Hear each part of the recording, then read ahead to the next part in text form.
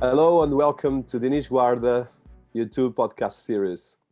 We are here again to celebrate the best of the world creators, the best of the world leaders, but as well create and as well share ideas and minds that are shifting the way our society works, the way we can actually make the world a better place, but as well more creative, more cutting edge, more innovative. And as well how we can use technology to help us creating better solutions for everything we're doing, from creatives to ways we deal as a society, but as well to find a more positive element how to look at things. This series, there are with the citiesabc.com platform and openbusinesscouncil.org, are series that I created and started 1 year ago.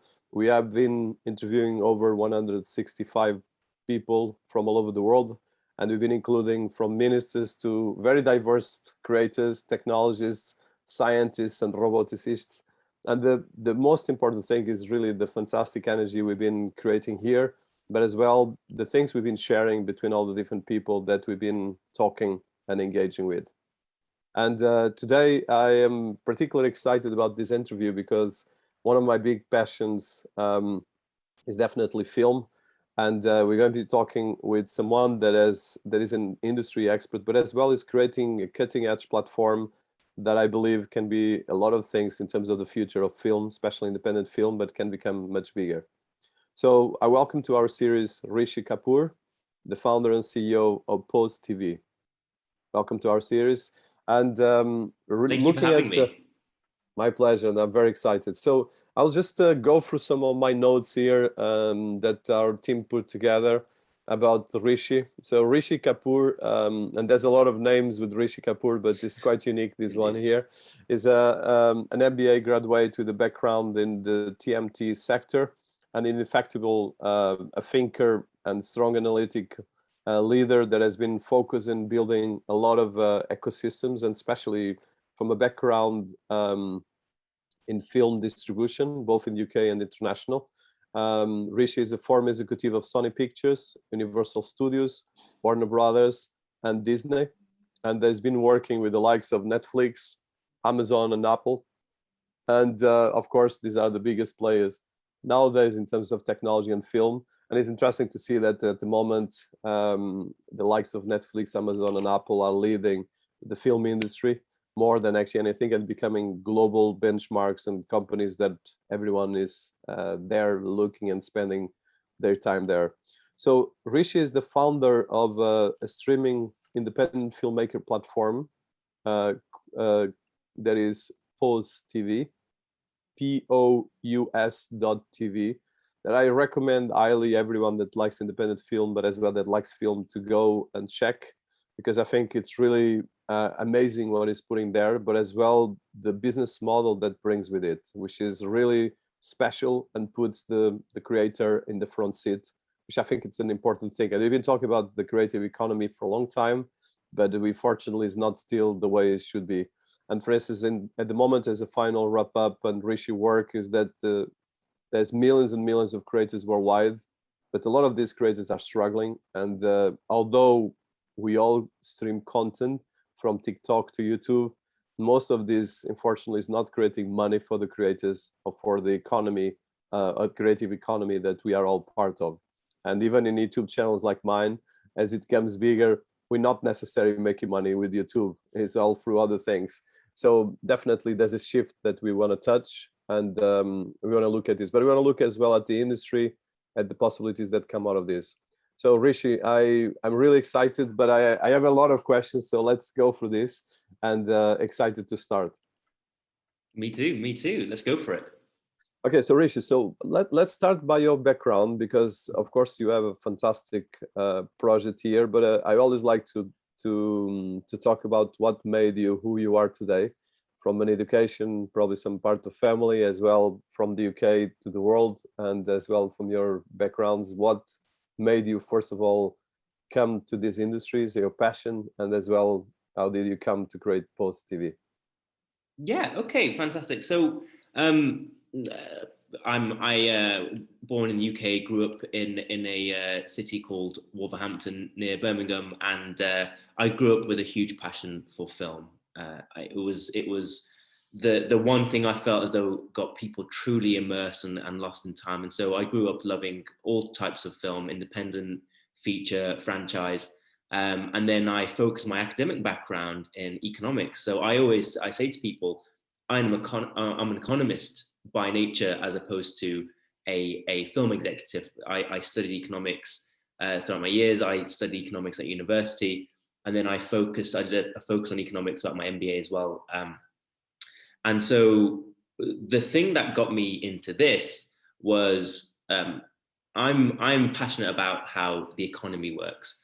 And I just found it fascinating how the economics and the models in streaming weren't working for an area of the entertainment industry that I was so passionate about, and how actually stories were being told and shared, but the economics behind it weren't making sense. And so that's why I love the term the creator economy, because it brings both the two things I love, being creative and the economy, together. And so I kind of, the very short version of it is that economics graduate and academic, and then went into film after. And then with Paus, I'm marrying the two, bringing my learnings from both distribution and economics, and building a platform that's the most powerful platform for creators out there when it comes to narrative and storytelling, independent films and TV series.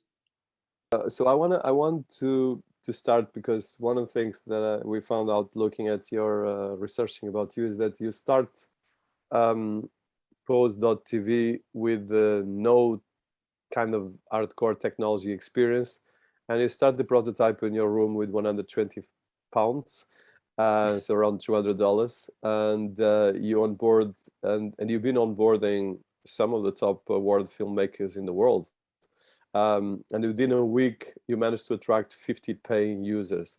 So can you tell us a bit about creating a platform like this? And I think this shows as well, I think a lot of creators have no digital skills and much less technology. You have fantastic economical skills, of course, with an MBA, and you work with the top film players in the planet, and as well with BBC, where you start as a role of runner. So a bit of this background, how do you come up to create Paus, and why you create Paus? Because I think it's important to contextualize both you as an entrepreneur and as well the platform. I wanted to solve a problem, and I'd been working in distribution. I started off, I say, at Sony Pictures, and we were doing VOD, video on demand deals with telecoms clients and large streamers across Europe. So the focus for me was the Benelux regions and Scandinavia. And it was back when Netflix was kind of first emerging. And I remember the team at Sony Pictures, the team in home entertainment, DVD sales, Blu-rays, was much bigger than the digital media team. And now it's completely the reverse, right? So I had worked in streaming and distribution deals for a long time, and realized that actually the economics and the models behind streaming were only really suitable for a very, very small proportion of online creators. And actually, if you look at the data, 97% of online creators don't earn any money whatsoever. So I sought out to solve this problem, but as you say, I had no technical skills. I couldn't build something myself. And as a sole founder, without having a background in raising money for startups or even running a successful startup, I didn't have much leverage in order to gain investment elsewhere. So I thought, what can I do with the limited resources I have? So I managed to hack together a website. I think it was Wix or Squarespace, just build something. I managed to find out how to put a video up on there. And I asked some people that I knew to introduce me to people. I went to networking events. I was fortunate because I was in the industry. I knew a fair few people. I said, look, put your content on here, and I'm gonna allow people to watch it for free, but I'm gonna ask them at the end of the film, can they pay, and they choose how much they want to pay, to try and road test this idea. And by the way, the problems in streaming I experienced not only at Sony, but it was at Universal, through to Warner Brothers, If you look at the kind of narrative and the stories, you've got studio franchises and superhero films doing this, right? If people listen to on a podcast, my hand is moving upwards, which means more and more content is being made based on fewer and fewer franchise material. So there's a formula. It's becoming increasingly commoditized and manufactured. Studios are now moving into the franchise space. They're doing second releases of original formats. They're doing follow-ons, and actually original scripted content is just going down. And so didn't have a lot of resources to solve that problem. It's a big problem to solve. And so I just started where I could. And actually, I didn't even know how to build a payment process to begin with. So all my buttons were fake. So I would stream a film, and it would say, leave a donation, leave a tip, pay what you want. And when someone pressed that button, it would take them nowhere. But I was able to manage to track how many people would press that button. And then on top of that, I then managed to build a very, very basic payment gateway that was like a 12-step payment process, very, very annoying for most people. But it enabled me to give the early data and the early validation to go and raise some angel funding elsewhere. And this is where Pause came from. And I'm really interested in the sort of the mega trends in the creative economy. I mean, if you look at things like, if you look at the gig economy, which is almost where the creative economy was born from the gig economy. And the gig economy was, how do you earn a living or monetize in your spare time through homogenized skills and services? So Uber or Deliveroo, it doesn't matter if you're an Uber driver in London or you're an Uber driver in San Francisco, you're doing the same thing. You're driving from A to B. It's homogenized skills and it's homogenized services. Whether you're a delivery driver in the UK or a delivery driver in India, you're doing the same thing. You're picking up food, you're dropping it off another place. And people were using these platforms to earn an income, to earn a living, either full-time or on the side. And it's a great thing. It allowed employability. There are other disadvantages to it as well. People not being paid fairly, 0-hour contracts, but there's a ton of benefits that allowed people to monetize on homogenized services. And that's the gig economy. The gig economy has emerged, it's risen, there's a ton of investment into it. But there's a new wave of work coming. There's a new way of life coming, especially as automation starts replacing older jobs. It's not anymore how do you monetize homogenized skills and services. It's how do you monetize personalized skills and services. And a personalized skill and service is creativity. And essentially, this is where Pause was born. Seeing the rise of the gig economy, looking at automation, the future of work, passion for economics, big film fan. You mesh all that together, you come up with an entertainment service, but baked within that is the models that are very common in creative economy platforms like Patreon or Kickstarter, for example. This is a very powerful stuff, and I have a lot of questions on this. But before that, so can you tell us exactly how Paus TV works? Because it's quite a very innovative model. And let's say for people that never heard about it, and I know that it's a new platform, but the amazing content that you have there is really impressive. And I'm a big consumer of independent film and film in general. And of course, it's one of my biggest passions. So can you tell us how it works, and that, let's say, how it works from a user and for a creator? So it's very simple. Pause is very simple. As a user, an audience member, a film fan, if you like watching content, you watch stuff on Netflix or Amazon, you can go to Pause right now, www.paus.tv, and you sign up for free very quickly with an email address and password, and you're in. And you get to watch an unlimited supply of independent films. We have hundreds of films across different genres, from factual to scripted, to animation, to drama, to comedy. You get to watch everything. And you'll notice when you're in there that you're not being charged a subscription and you won't be watching any adverts. What we do is very simple. We allow you, the audience at home, to pay what you want at any time during the film, using a hybrid mixture of approaches: Apple Pay, Google Pay, Microsoft Pay, pay with your credit card. But it's really that simple. Watch films, pay what you want, anytime, any amount, anywhere.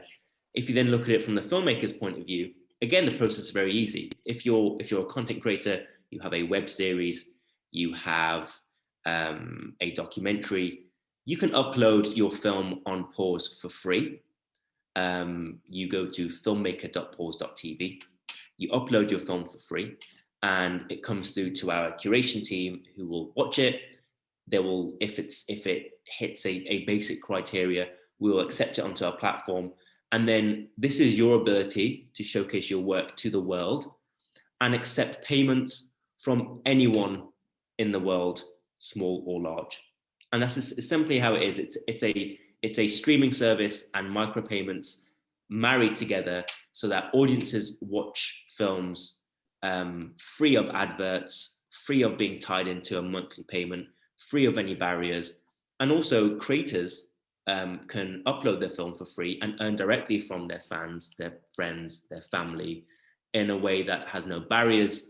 It's all direct, so it doesn't come in, your money doesn't come into Pause and 2 months later we pay out a royalty fee. It goes directly into your account. So if someone leaves a $10 tip in New York and you're based in London, pretty soon, either the same day, within a few seconds, within a few days, you will receive your cut of that tip in your account pretty quickly.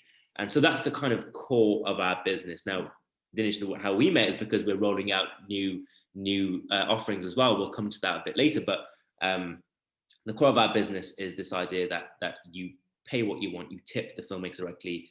Those filmmakers can accept payments from anyone in the world, and it's a way of democratizing the film industry. And we work with a global network of thousands of creators. From we work with Sir Ian McKellen on his last sci-fi film, which is a feature film, which screened on Pause for the first time about 2-3 months ago. We are about to release a web series that stars David Tennant. For UK audiences, you'll know exactly who that is. For anyone outside the UK, he's somewhat of a national treasure. He was in Doctor Who, he's been in a lot of different things.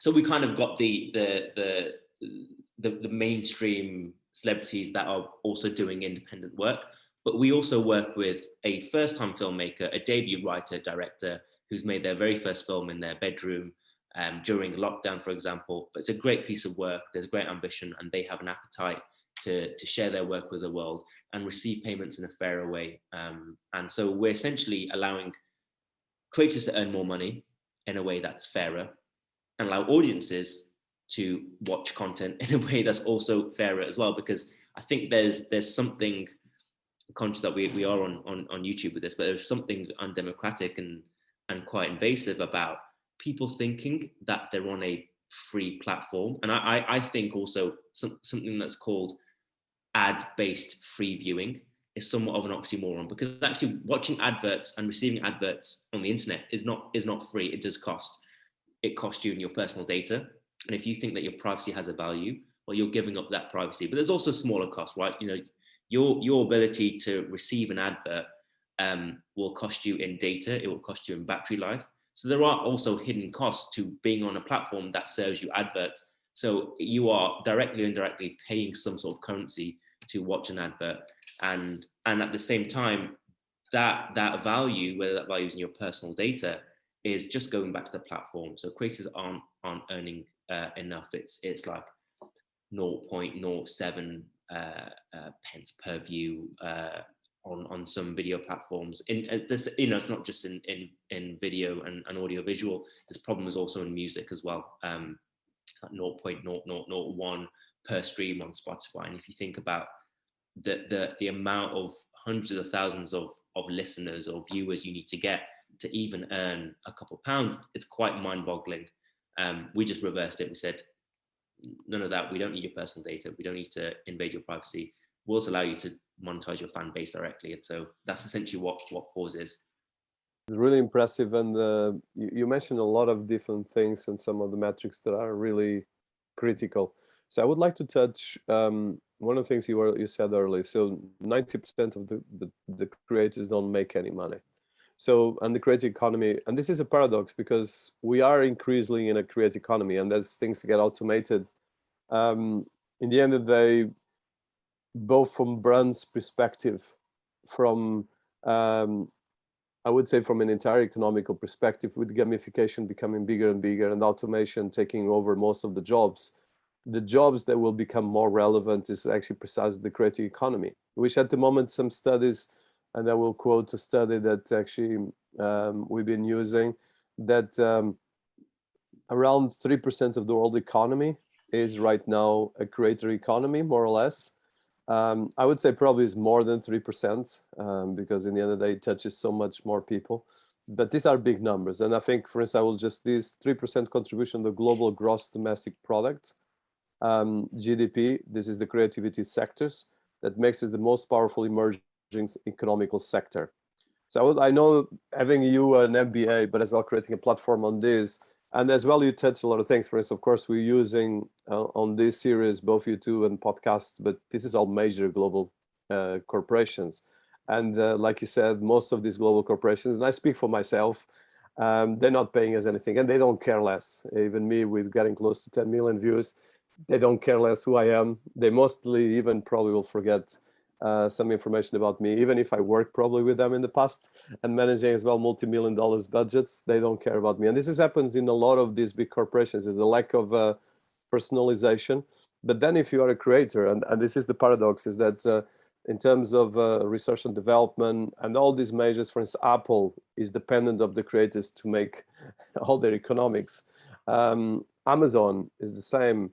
Google, of course, YouTube right now is the biggest revenue stream of the YouTube, of the group, of Alphabet group.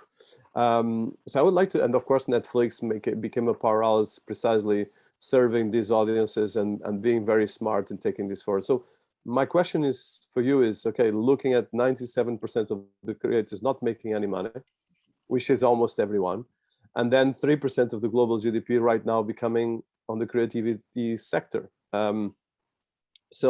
And directly and indirectly, because this creates a lot of jobs. But for instance, the UK was a huge, especially with previous iterations of governments, a huge focus on the creative economy, then even done a bit.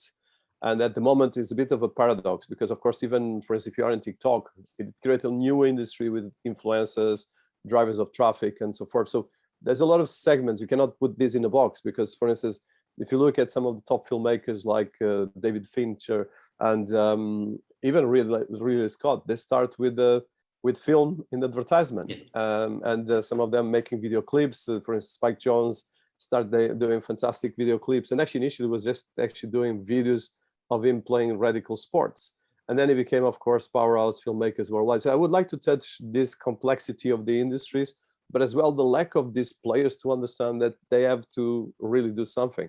And I think that's where platforms like yours can actually make a big difference. But I would like to hear your views from the industry at large. Yeah, so I think what's slowly happening is that these creator economy platforms are solving that problem of not only monetization, but the relationships that you can build with your fan base. So it's not only good for the creator, but it's also good for fans that want to build more intimate, deeper relationships with the creators that they love. Now, as you say, it's now starting to be broken up into different chunks. So musicians will go on to SoundCloud or Spotify. If you're interested in voice or podcasting, you go into Clubhouse, which interestingly launched its own tipping feature where you get to pay people directly. If you're into writing and newsletters, you'll go into Substack, where you can earn a monthly revenue on your newsletter. Obviously, if you just want to make user-generated video, YouTube is a global platform and it's great for that. But again, the figures in ad revenue is challenging. But I think what's happening with the creator economy is that 97% of creators online are not earning any money. Creator economy platforms emerge to solve that problem, but not only solve the problem of earning money, but almost by default solves the problem of curation by splitting out these groups. I mean, Twitch is a great example. People were watching gaming content on YouTube, and then Twitch just took those people and put them on Twitch. And again, those people some people earn a really good living just by being gamers online. So I think what's happening is the creator economy is being broken up because each medium is different. each medium has its own nuances. So musicians require certain things from their fans. They require certain things from the creator economy space that makes something like Twitch not a viable solution for all musicians. You have the same with Clubhouse. Clubhouse wouldn't work with film, for example, because it's all voice and audio. But it works much better than, I don't know, let's use Twitch again. It'll work much better for those kind of creators than Twitch. And so where Pause comes in is that you have all these different creator economy platforms that solve problems for these different types of creators. And you overserve a growing sector of the creator economy space. Where Pause comes in is that we do that with a certain group of creators, and those creators are storytellers. They're the ones who have, it doesn't have to be high production value, because I was talking about Ian McKellen and his feature film. That entire film was shot on an iPhone. So it's not as though you have to have a certain wealth or a certain budget of film to be on Pause, but we focus on high quality, high end narrative storytelling film, web series and TV. And the reason why we are better served for that type of creator than on the platforms is because we understand the nuances of film and licensing agreements. We understand that as a filmmaker, there are other objectives outside the revenue, that you want to be in film festivals, you want to try and get a distribution deal, you want to try and cut different distribution deals with different territories. And that's why we introduce things like geo-blocking and digital rights management within our service itself, so that you can be on Pause, but you can be on Pause just in the UK because you want to, for example, get into Sundance and they don't want you to stream in anywhere else in Europe. And we can allow you to do that, so you can still reach your audience, still monetize from it, but it doesn't impact your right to go and get a deal elsewhere.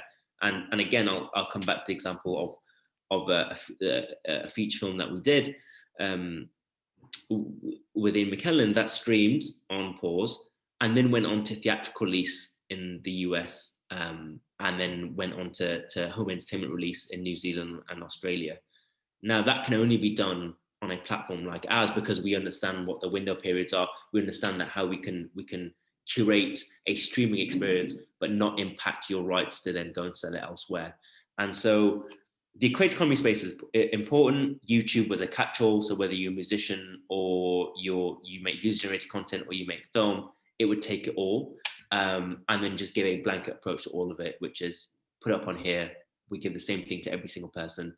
If you got views, you'll get ad revenue. Doesn't really, I mean, the whole idea of black box sort of technology that puts up a relevant advert before your content just doesn't work. So yeah, I mean, it creates a whole host of problems for creators, and I do think adverts might be a slight tangent here, but I do think adverts online was almost a necessary way of monetizing the internet before the internet was built for things like blockchain, or was built for things like online payments. Adverts was a necessary evil. It was the only way when the internet was first born that you can monetize the internet, was just showing adverts. But things have moved on now, and I think that's why creator economy space is so important, because this is the future of how we can solve the problem for those 3% who don't need to rely on those traditional models of pure ad-based alone. So I want to then touch. So let's look at the creative economy if we have a bit of time for that. So in terms of the creative economy, it's a very complex ecosystem. And for instance, you have, of course, the expertise of and the experience of having worked with the biggest players like Warner Brothers, Netflix, Apple, and so forth. So how you see this part of the creative economy when it comes to the platform you're creating? And I love the idea that the artist gets immediately the fee, because, for instance, in YouTube, it's something that annoys me, and I put this public here, is that YouTube does everything for the artist not to get the money, or the creator or the YouTuber, which is something that really is annoying, because you have to go through this layer, this layer, this layer. And at a certain point, the person thinks, okay, it's really ridiculous. Even me, I think it's ridiculous, to the point that I know about these things, but I don't want to waste time. We are in an economy of immediate results. Even Google is supposed to be immediate to get the search in a couple of seconds. And then to pay, they take ages and they don't care less. And of course, right now, there's a lot of areas, but this touches, it's a big thing. For instance, Spotify is 30% of the music industry worldwide. And of course, there's a lot of other challenges that we are facing in terms of this. But there's a huge component is that a huge part of these creators are on the edge. I met a lot of creators from art to film, and most of these people are always on the edge, are on the edge of not having funding for the next day, not having any kind of stability or economical sustainability. And for instance, if you are in Europe, you're more or less lucky still because you can have some grants from the government where you're based. For instance, France has a very generous package for their creators. You have Arte in France and Germany that have been one of the most innovative programs and television programs in the world. But if you go to the US and if you go to the rest of the world, unless you go really very high profile commercial, and even most of the people in Hollywood start their careers working in bars and restaurants to feed the rest. So this is kind of course, it's kind of a cliche, but it's a reality. And there was a study that actually alarmed me quite significant, that was most of the artists and creators are living on the verge of poverty. And all these people, this is actually not my data, it was a public data. There was something that I was listening from Nesta, the innovation department here in the UK. And that scares me because, come on, we're talking about people highly educated. And to be honest, if you are Apple of all these guys, you should be actually having them as your driver. But in the end of the day, there's another paradox, is that they don't have any digital skills. Most of the people have no followers. And even if you want to get followers, you need to have money to manage and create followers and to get the views that we have. This doesn't happen by accident. So can you tell us a bit about what you've been finding? And of course, you have in your platform both, of course, Sir Ian McKellen, which is one of the biggest actors in the planet, and he was in some of the biggest franchises. But you have a lot of very young people that just start their career. So how do you see talking with them and engaging with them, these kind of different things, and how you, I know that you're putting together with a lot of innovation, but as well at large, how you see the industries and this challenge that we have right now? So the one thing I get from creators is, as you say, artists aren't necessarily branding experts. So how do you brand yourself as an artist, and how do you get followers and get reach? And so this is, for us, what we do quite regularly is release material on how to best promote your film. And I really like the term, the film entrepreneur, which is a film entrepreneur. And because, you know, one of the challenges that creators have, musicians or filmmakers, when you mentioned grant funding, now we've got, I'm not sure what it's like in the rest of Europe, but we have an issue in the UK where there are grant funds available, but they just keep going to the same people over and over again. And there's this impasse when it comes to grant funding where, and I've worked with these bodies before, these public bodies that issue grant funding. To get a grant fund, you need an established track record in content. To get an established track record, you need grant funding. So there's a huge chicken and egg problem when it comes to grant funding in the UK.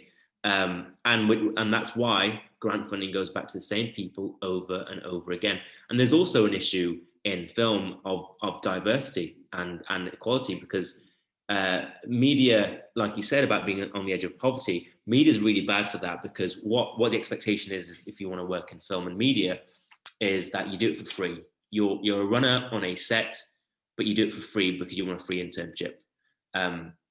You want to work in music, you go into that studio and you say, look, I will go and make you coffees and teas all day and I'll do it for free. I just want the experience. And that's really, we had this at Warner Brothers as well. We would have people all the time writing to us and saying, look, I love Warner Brothers, I love film, and I love the Harry Potter franchise. I want to come and work there. I will do it for free. And obviously we weren't allowed to take interns for free, but the idea that people could come in and live in central London and transport themselves to an office in central London and then work all day and have no income and then go back home and feed themselves, that's a huge privilege. That is a huge privilege for people. And that's why there's this whole lack of diversity in film, because to be able to work for free is only for a very small percentage of people who can afford to do that. If you are if you require income to pay rent, to pay bills, you don't have the luxury of going to a film set or a musician and say, look, I love what you do, I'd happily help you out for free. And so then it builds up an ecosystem of wealthy individuals and sons of daughters of wealthy individuals emerging through the film industry, and something crazy like I think only 7% of the UK population is privately educated, but 30% of the workforce in media is privately educated. So it's completely disproportionate. And then it has that knock-on effect, which means, okay, those creators who can't rely on grant funding, who can't rely on takings from friends and family, then have to try and create their own ecosystem through a creator economy platform like Paus and earn a living through that. And what we do is a really fair revenue split. So they keep pretty much everything that they earn. And we allow them to do it easily, quickly, and also have money straight away. Like you said, there's no waiting. But obviously the issue for artists now is, and I think this is the new wave when it comes to the creator economy, it's both together. It's being a creator, but also understanding your economy. And this whole idea that show business becomes all about show and no business for many people. That's not, by the way, I stole that line from an investor of mine who said, yeah, show business is all show and no business when it comes to most people. Business has twice the amount of letters, but half the amount of attention. And I agree. And for many people, a lot of creators who are in show business, the business comes secondary. And they create with the creator economy platforms, I think what's been proven is that you can be a creator, but you can also become commercially aware in order to market yourself, find your, because your audience lives there. You know, there is an audience for pretty much everything today. There are niche communities out there that will love your work and will want to follow you, and you can gain a following organically, slower, and build a business around that if you have the right tools. And as you say, Dinis, that most artists out there aren't digitally savvy and they don't know how to build an audience, and social can sometimes be a struggle for them. But I see a future of not just creators, but creative entrepreneurs that are using platforms not only to just earn a bit of money here and there, but actually look to these platforms like Paus or Substack or Clubhouse to earn a significant salary, and it frees them up to be creative individuals. And that's why I see the future of work is being creative, following your passion, but earning a living from it as well at the same time. But as you say, you know, the challenge is teaching someone who loves show about the business. And we try and make that as easy as possible by educating people about distribution, promotion, marketing. And it's the first question we ask when a filmmaker comes to us and says, do you like my film? Can you put it on Paus? I always go back and say, why? Why do you want it on Paus? And I'm leading the creator to give me a strategy behind their content. Content alone, as good as it may be, is not enough to cut through the noise, because you know it's very difficult for things to go viral. I mean, if you look at Tiger King on Netflix, that went viral. I think it was last year. That only went viral because Netflix has a core group of users who are already on it that can then talk about the Tiger King. If the Tiger King was on, I don't know, Mubi, for example, Mubi is a great platform, but has a fraction of the subscribers as Netflix. Or let's say Tiger King was on Curzon Home Cinema, it would not have gone viral. People would not be talking about it. It's the same content, but you need a critical mass of audiences on a platform in order for something to go viral, which means if you don't have that leverage to go viral, you then have to do a lot of the hard work yourself in terms of self-promotion. But we see a future at Paus where more storytellers, more filmmakers look to these platforms to earn a sustainable income and become more commercially aware and commercially focused, so that you know each person can run their own mini business through film business through a platform like Paus. I think that is really impressive, and I hope and I will be, of course, promoting as much as I can, because I think it's really, it can create so much opportunities and change so much stuff.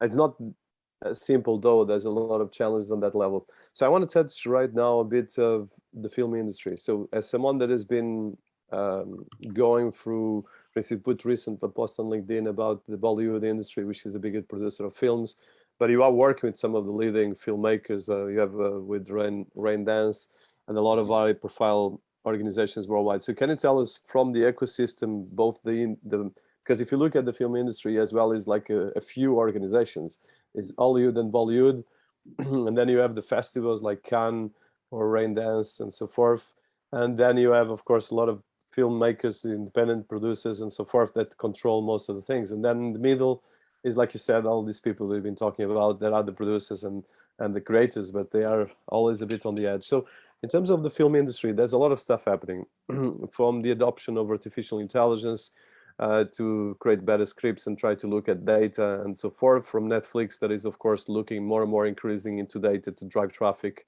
and as well to create series that have engagement, and of course from the star system that is a bit different from the previous times. And then, of course, there's platforms like yours that are I think the challenge we're facing is that we don't have really a big platform worldwide that is really independent. Like, I think if you look at the last 20 years with the inception of the digital economy that we've been talking about, ironically, the digital economy and the internet economy that we are in the fourth industrial revolution, it only create monopolies.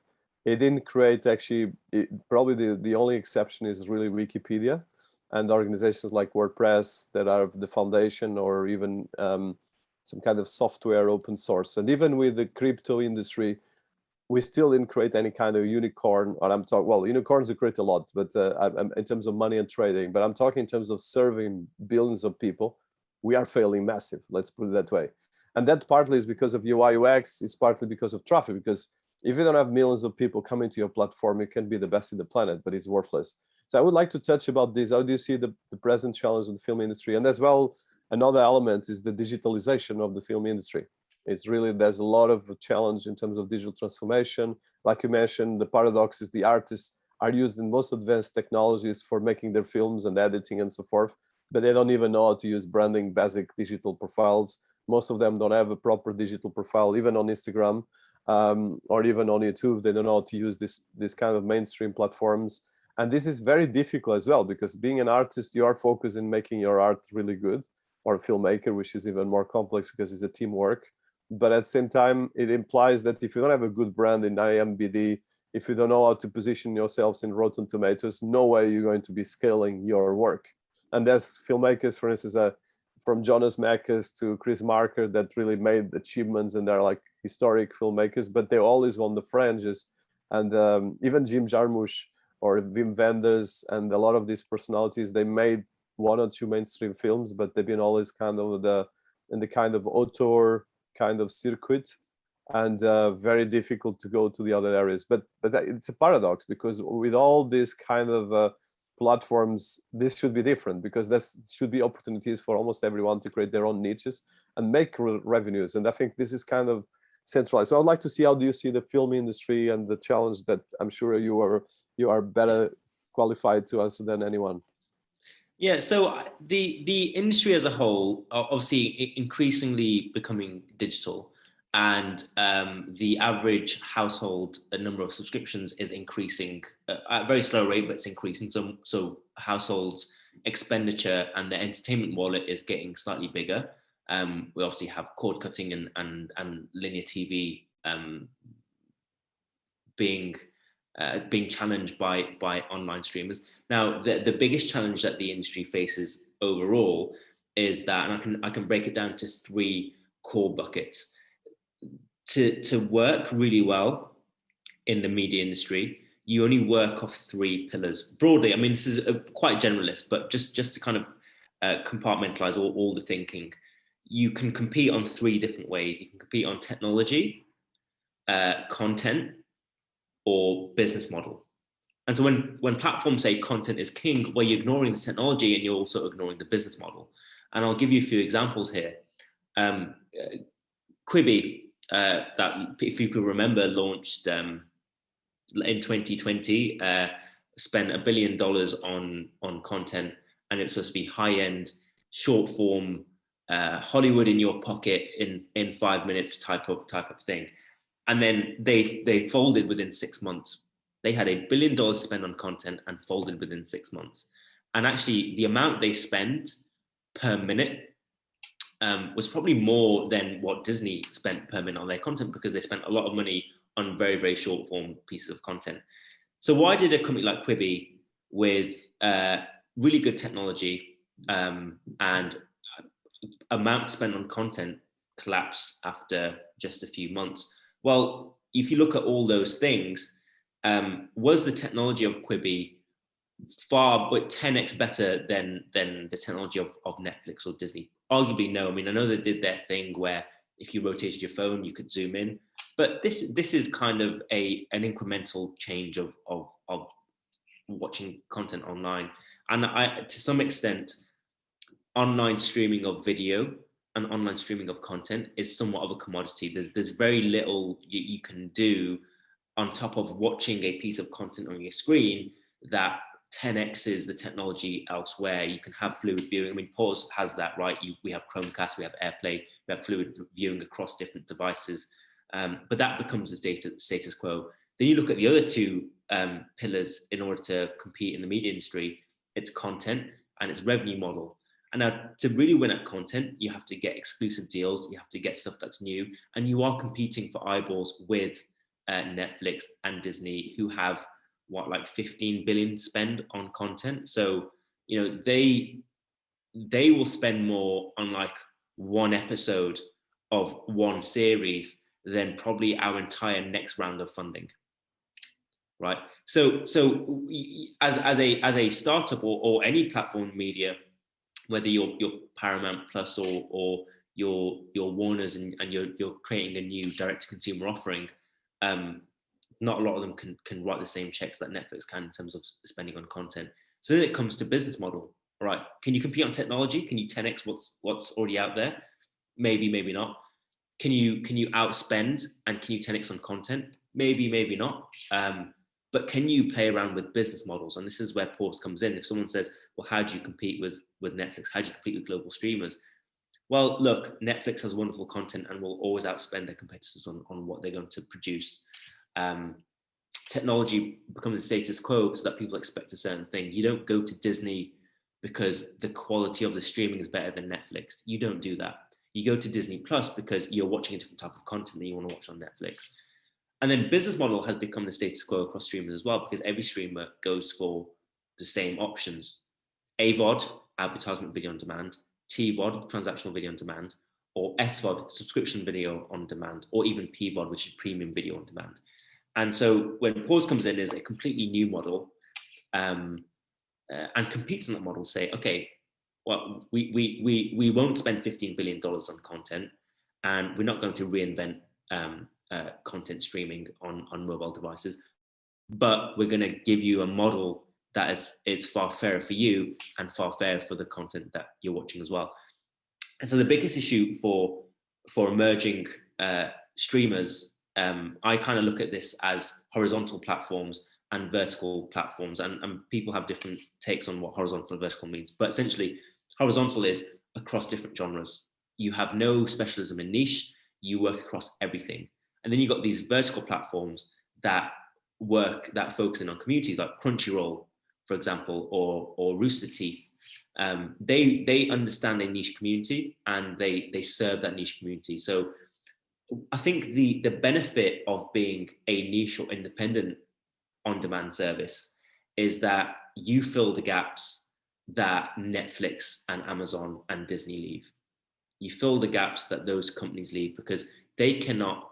You can't be mass media and popular culture and also be niche and subculture at the same time. And culture forms from subculture. And so the great thing about niche on-demand services is that this is where subculture lives, and this is where communities can be built. So, and a community doesn't necessarily mean small. Twitch is still a community. It's just a very, very big community. So I think the challenge is for how does a new media company compete on those three pillars, but also how do you find your niche in a way that's scalable and how do you create a community around digital streaming? Because communities don't live on Netflix. There's no Netflix community. You don't go to a party for all Netflix subscribers, because everyone's a Netflix subscriber, right? But you will connect with people who are interested in Japanese anime or interested in short form horror. And this is great for niche communities, because those digital platforms are filling in that kind of that noise that Netflix and Disney and Amazon just simply cannot do, because they're not able to serve both niche and mainstream at the same time. These are critical points. I think you touch a lot of the things, but I think the challenge is still how you drive traffic and how you create a decentralized, or at least a bit more of a platform that is an ecosystem that feeds itself and as well grows in a sustainable way, because that's the holy grail that we have, and all the criticism around the biggest players of Silicon Valley and even the Chinese players, because of course TikTok right now is with 1.2 billion people, I think, using it. So it's becoming actually the biggest platform, is actually completely coming out of Chinese. So this is right now very broad worldwide. But one of the questions I have, so and I know that you're quite expert on that area. If you could elaborate a bit on IP and royalty. So as someone that has been working with some of the biggest studios and distribution houses in the planet, how do you see, and as well on your head as an MBA, how can we actually fix the IP royalty in the film industry and creator industry? Because the challenge right now is that is a paradox. In one end, you can create the best script in the world, and then of course, if you sell it, if you don't have a good lawyer, you probably will just be immediately on that step. You are already out of the game. You lose control totally, and that is the snowball effect. So I remember that I worked with in my previous iterations of my career with some actually very high-profile filmmakers, and I had the case of I want to do a film. It was actually in a festival that was organizing. I'll start with this as an example. And we were trying to pass, I think, was Strawn, and it was Strawn with music with the DJ that was just passing on that. And we asked permission to Disney in the country where we were based, and then Disney says we don't know how to do that, so they just passed the stuff, and ultimately, okay, so we could just use the film and not pay any rights, and ultimately probably they didn't care less, which is what most of the people do. But if you want to respect this, you have in a paradox that's okay. These organizations don't even know how to do it. So because there's a lot of creators trying to use, of course, clips of other films, and if you go to YouTube, it's a paradox. For instance, sometimes I'm trying to look at the trailer of a new film, and it appears another trailer done by a fan, and I got confused. Sometimes I get really confused. What the hell? How the hell YouTube recommends me a non-original trailer for a film, and then it confuses everyone. And this is, of course, there's worse than this, but this shows as well that the IP, the ownership, the credibility around the profile of the artist, because in the end of the day, for instance, there's a lot of people, for instance, even people on my own, and I'm not a filmmaker on that level or anything else. It's kind of people just misappropriate my brand, and they try to use it on Instagram. For instance, there was one person, I think it still exists, or two, using my name on Instagram. And I actually put a notice to Instagram, and there were actually people that were scammed through that person, and Instagram didn't care less. Okay, so. And actually, there was another thing. I put a note on Instagram. I think they answered to me 3 months afterwards with an automated message when I fixed the problem previously. So this is the kind of problem that and I have 200,000 followers on Instagram. So they should. It's not like I am nobody, but it's this kind of things that happens. Okay, so that's in one hand the identity of the artist and the creator. There's the IP that you're creating, and the royalties, which of course in a film is critical, because in a film you have the director, the producer. Of course, the producer normally gets the rights, but there's like a lot of levels of production. And if you have a studio, you are as well passing the rights. And then, let's say 10 years afterwards, who is going to own the rights of the film or of the video or whatever or everything? So how do you see this part of especially the royalties and the kind of all the areas of ownership and payment of rights and so forth? I mean, look, it's a massive challenge, and I think that since the invention of MP4, where you could just digitize something and put it online, IP has been a nightmare. Really, the nightmare started off for musicians. And I think the problem is that IP attorneys I mean, again, I don't make a general statement, but a lot of IP attorneys that I've met just don't understand necessarily how to protect against all forms of copyright infringement online, because it's very, very difficult. Now, the natural solution here, and I'm going to say that dreaded word, which is blockchain, but the natural solution here is some form of smart contract that it protects that IP to some degree more than it's currently being protected. It's too easy to infringe copyright right now. And especially when you start going overseas and doing deals abroad, to manage that is very difficult. Now, one company in particular is really good, is a company called Film Chain. We know them quite well, and we always recommend them when someone has quite a nuanced contract, because contracts with independent film and IP contracts with independent film or even feature films, they're very, very complex. And you have to, I suppose the issue is, to monetize a piece of content, you have to be able to do deals in different countries. You have to sell the same thing to different countries. So if you make a film in the UK, you want to do a deal with a broadcaster in Germany, but you want to geo-block that broadcaster because you want to do a different deal with the same piece of content in India, and then you want to do a deal in Africa, you want to do a deal in New Zealand, Australia. So you've got to stop that, you got to stop somehow. You got to block the content being viewed in those countries and people stealing it for free, because then the value of your content is your IP, right? Your ability to protect your IP, which is very difficult to do with the invention of MP4, that then just allows people to send stuff and transact stuff. Look, I've done it. I've also done it myself, in that I purchased a ticket to watch an independent film that was newly released, and I got sent a private link that only I could watch. And as a test, I sent it around to a few of my employees and said, "Hey, just click this link, see if you can watch this film," and they were all able to watch it.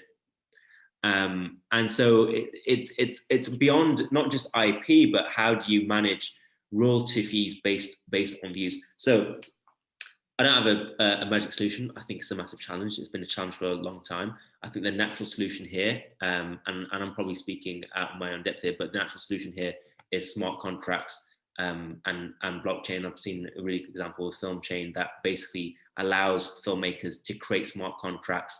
It doesn't stop, but it definitely helps the issue of protecting IP, but also protecting the royalties as well, because you will have one of the difficulties in film is that you have a piece of content and you want to distribute it on YouTube, and you want to put it on pause, and you might want to put it on Vimeo, you might want to do a deal with a local OTT service in Africa.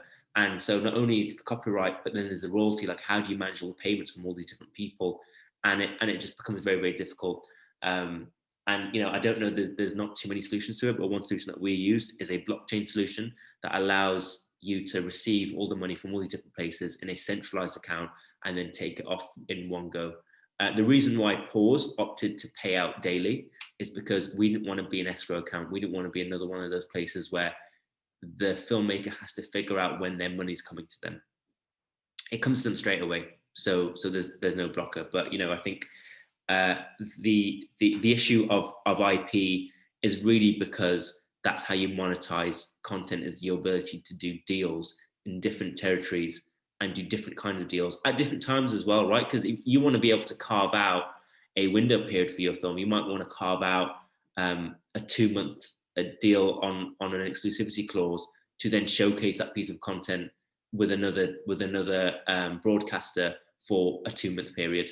And you need to manage your IP to the extent that you can take it away from another one, give it to another one for a limited period of time, monetize it, and then give it back to that broadcaster. And again, I think you would probably been surprised many years ago when you first looked at it. You're probably more surprised now when you go back into these places and realize that things have not changed drastically. I'm not going to mention the name of a client, but a company that I worked with.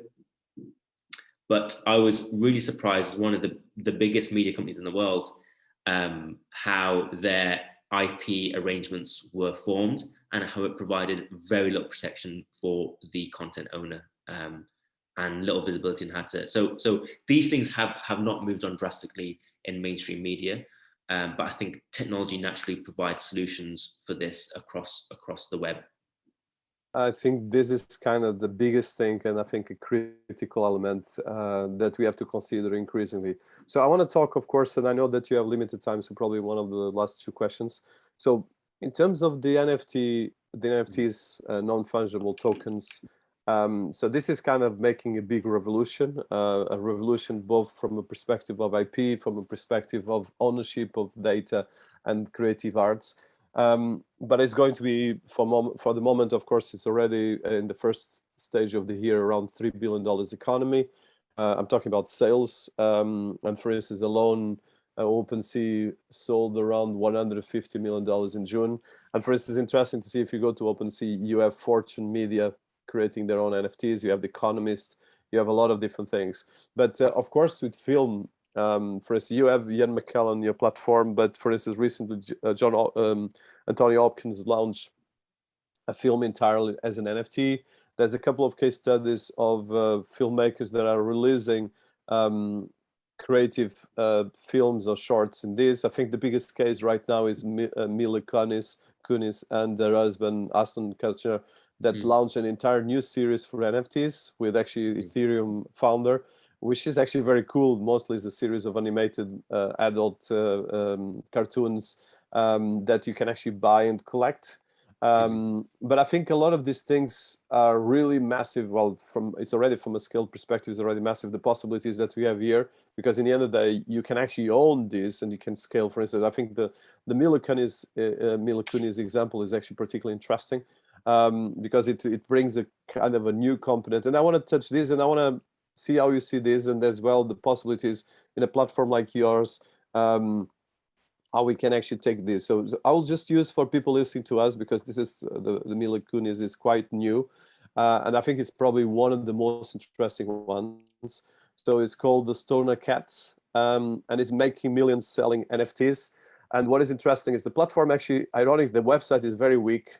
That's another problem, but this is actually impressive, the names that they have there and everything working. So they, for instance, in terms of the Stoner Cats, I'll share the screen, because I think I would love everyone to listen to this, and I want to confront as well you and the audience with this, because I think it's an important, and I think we need to do a live about these things on YouTube in the near future. But so this is Stoner Cats. So this is the episodes. You can buy it. And what is interesting is, look at the names here. This is kind of the biggest names in the planet. You have Jane Fonda, Mila Kunis, Ashton Kutcher, Seth MacFarlane, Chris Rock, and Vitalik. Okay, this is kind of, well, there's at least Vitalik is a billionaire, Ashton Kutcher, and Jane Fonda, of course, is an icon, but she's actually here. And actually, this is a very, very well done. The website is actually very bad, to be honest. I was expecting them to do something more advanced, but if you see, you can see the entire cartoon, and this is a completely mainstream media stuff. But what is interesting here is that if you want to buy, and this is interesting model, okay? So this was already sold out for some of these things. So you can actually buy some of the tokens around the personalities of the cats and the series, because it's actually very well done, to be honest. And here it is, co-creation, 1% co-creation and community, and then 10% co-creation, giveaways. So there's 2,000 tokens that are giving away. There's movie posters that will be released as collectives. This is amazing, to be honest. I think the challenge is that this is done with a website that, of course, unless you are a fan of Mila Kunis or Ashton Kutcher, you'll find this. And of course, even Chris Rock, and this, I think this should have been launched in a bigger platform, but they're deliberately doing it in a closed platform. But this is a challenge as well, and an opportunity. Of course, I'm sure having someone like Vitalik behind this, which is a billionaire and the founder of Ethereum, and will help as well getting the crypto community behind this. Of course, it's a completely different ball game, but the quality of the production is massive, and as you see here. But the irony is, if I want to buy this, okay, here I am. I can go to OpenSea now, and as you see here, there's 3,400 people that can actually buy the Stoner Cats. Here it is. This. So you're buying purely just collectives. So I want to touch this, coming back right now to your platform, and I know that you're trying to bring new models, and I'm going to be collaborating with you on that. So disclosure in the right way, because I really want to mainstream this. is the challenge is if I want to buy one of these stone cats, okay, I need to buy this. So this costs $2,400. So of course this is quite a, and of course this is kind of course a big thing. Here it is, the people that can buy and so forth. But if I buy this, then I have to get my MetaMask. And then for my MetaMask, it's very complicated if I'm not a crypto guy. And then even for me that I've been in the inception of crypto and blockchain, I still struggle sometimes to do this right, and I still do mistakes. And even people, my friends, I have one of the biggest guys in crypto was scammed, and I'm talking really someone very big. So I just want to understand how do you see this innovation model being applied to what you're doing? Because of course, there's no doubt this is like the beginning of the internet. That your wallet is going to be the way for you to sell, but you need to democratize the UI UX and democratize other things. But the business model, and coming back to the Stone Cats, is really an interesting one for what you're doing. Because, for instance, if you have a collective of artists and you can actually make a big, of course, you need to have a huge marketing splash and some kind of star power to take this forward. And of course, Aston the Customer is not just a star; is as well one of the biggest small investors in Hollywood and in Silicon Valley, actually. And of course, we have in this case like 10 of the global superstars. For Jane Fonda, there's nothing bigger than that, and even Mila Kunis. So I want to hear, how do you see this? Because you have big names as well, and you are creating a massive. I love the fact that you try to give the money straight away to the artist, straight away, and this is kind of key because this makes a difference for an artist, okay? Because I know a lot of artists that have to have like 10 jobs to survive, okay? And most of the jobs are crappy jobs to keep their art going. And I'm talking big filmmakers. I'm not talking, unless you are successful enough to, like you and me, that come from a technology background and finance or whatever the stuff. So can you just, I want to touch the NFT and the solutions that come out of this. I think I'll be as brief as I can, but I think NFT is going to be the future revenue stream for lots of different creators. For film, I think it presents a huge opportunity for people to tokenize their work. And for me, the interesting part is the unlockable tokens that a purchase can give, because it not only gives a very profound ability for a creator to earn money through an NFT, but gives them the ability to build relationships with their fans who can start collecting digital versions of that. So there's only been a few examples, but I do think that NFTs and independent film are a perfect match, because right now I feel as though NFTs have been kind of focused on this sort of meme video culture, and it's, like you've seen, you've got some of the most powerful people in Hollywood, and they've created a very short, very simple animation about cats, and it's great, but there's a lot of really rich, strong narrative culture out there that fans really want to be a part of, and I think it gives a really good opportunity for independent filmmakers. The great thing, again, going back to the question on royalty, is that you can write almost anything in the NFT to allow residual payments to the filmmaker of the NFT. So you can, for example, we did an NFT where we wrote in, you get to keep 10% of any future royalty payments back, so you can keep monetizing for the long term. But you're completely right, and I think the difficulty is that most people don't know how to buy them. Most artists don't know how to mint them. I am able to mint an NFT, and I work in technology, and I still found it a challenge to do. So your average artist is going to struggle, and their fans and their friends and their network might find it difficult to buy it. And this is where Paus comes in, because what we're looking to do in the future is bake in.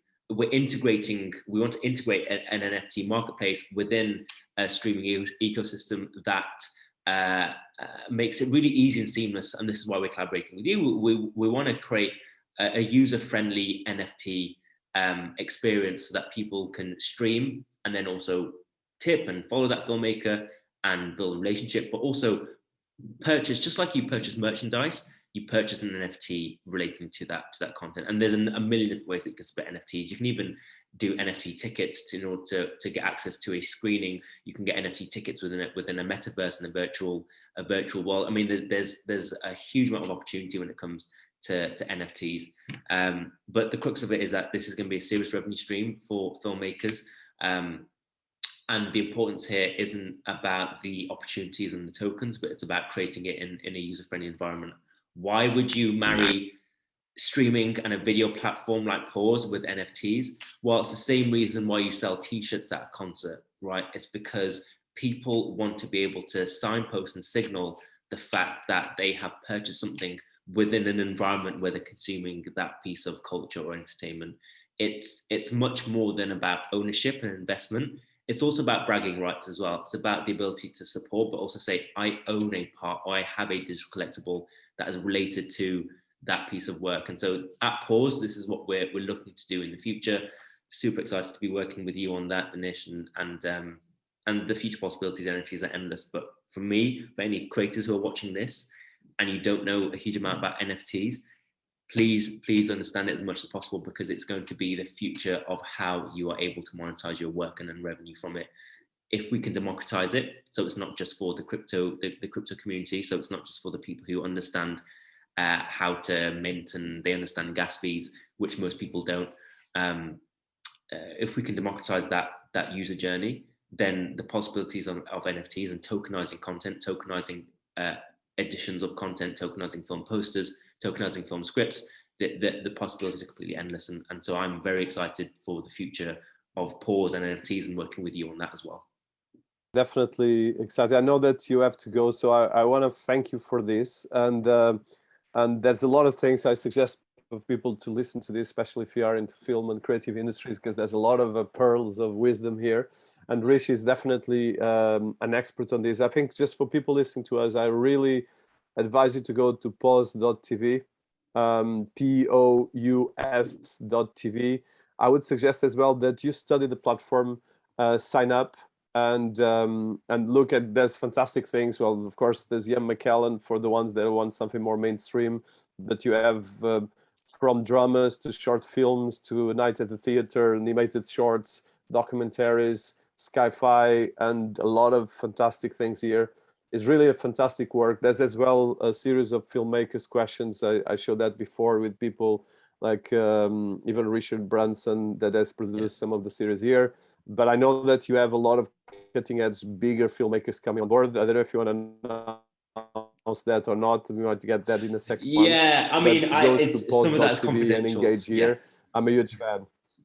Thank you so much. I'm a huge fan of what you're doing. For the next one.